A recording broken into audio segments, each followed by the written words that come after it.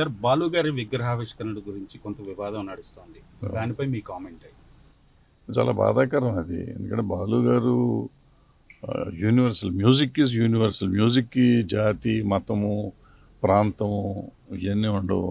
భాష ఈ దేనికి ఉండదు. అతీతమైంది సంగీతం.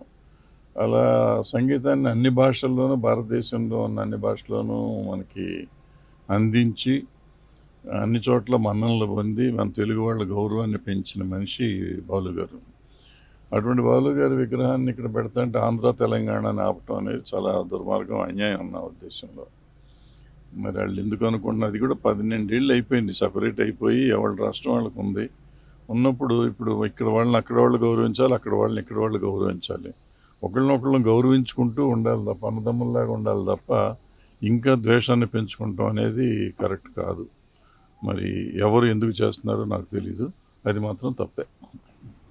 సార్, ప్రైవేట్ వాళ్ళు ఈ ప్రతిష్ట చేస్తున్నారు, ప్రభుత్వం సహకరిస్తుంది. దాన్ని వ్యతిరేకిస్తున్నారు. ప్రభుత్వం ఎందుకు సహకరించాలి అని? ఎందుకు సహకరించకూడదు? తెలుగు వాళ్ళు కాబట్టి సహకరిస్తున్నారు. దాంట్లో తప్పేం ఉంది? దాంట్లో తప్పేం లేదు.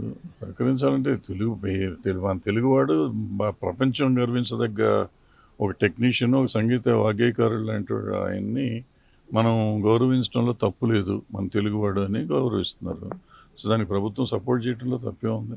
ఎంతోమంది ఇప్పుడు బాలు గారిని యాక్చువల్గా మన దగ్గర నుంచి వాళ్ళ బాలు గారికి, సుశీల్ గారికి తమిళనాడు వాళ్ళు పద్మభూషణ్లు అవన్నీ రికమెండ్ చేసి ఇప్పించింది వాళ్ళు. అట్లా అనుకుంటే అసలు వాళ్ళు తెలుగు వాళ్ళు కాదు కదా, మరవాళ్ళు అట్లా అనుకోలేదు కదా. దానికి లాంగ్వేజ్ ఉండదు, భాష ఉండదు దీనికి అనే కళకి అనే ఉద్దేశంతో అక్కడ ఇచ్చారు. అట్లాగే మనం ఇక్కడ విగ్రహం పెట్టాం. ఇట్లాగే ఇక్కడ ఎవరిదన్నా విగ్రహం అక్కడ కూడా పెట్టుకోవచ్చు, ఆంధ్రాలో కూడా. ఇప్పుడు సీనారెడ్డి గారి విగ్రహం పెట్టాను, ఎందుకు పెడుతున్నారు తెలంగాణ వాళ్ళది అంటారా? దాశరథి గారిది పెడితే ఎందుకు పెడుతున్నారు అంటారా? ఎవరన్నా అనరు కదా. తెలంగాణ వాదులు చాలా మంది ఉన్నారు. వాళ్ళ విగ్రహాలు పెట్టకుండా బాలు గారి విగ్రహం ప్రభుత్వం సహకరించడం అనేది తప్పుపడుతుంది. తప్పు కాదు, కావాలంటే వాళ్ళే కూడా పెట్టమనాలి. తప్పు ఇప్పుడు ఎందుకు పెడతలేదు అని అడగటంలో తప్పు లేదు, కానీ అది పెట్టొద్దు అంటాం తప్పు.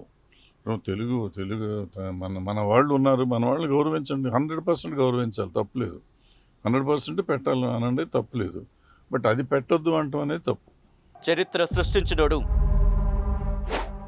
ఇప్పుడు ఆ చరిత్రని తిరగరాయబోతున్నాడు. అబద్ధాల గోడల్ని బద్దలు కొట్టి నిజాలను రాగా మీ ముందుంచబోతున్నాడు. నిజమైన వార్తల కోసం వెంటనే డౌన్లోడ్ చేసుకోండి రా యాప్ని.